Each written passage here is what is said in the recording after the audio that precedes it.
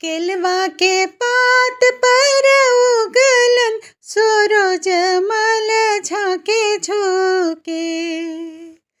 केलवा के पात पर उगलन सूरज मल झाके झुके। हे करेलू छठ बरतिया से झाके झुके। हे करेलू छठ बरतिया से झाके झुके। केलवा के पात पर उगलन सूरज मल झाके झुके।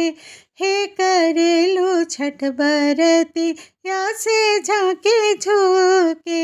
हे करेलू छठ बरतिया से झाके झुके। हम तो से पूछी बरतिया ए बरतिया से केकरा लागी। हम तो से पूछी बरतिया ए बरतिया से केकरा लागी।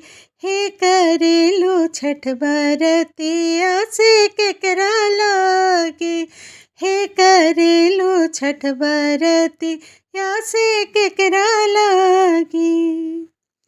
हम रोजे बेटवा कौने ऐसन बेटवा से उनके लागी।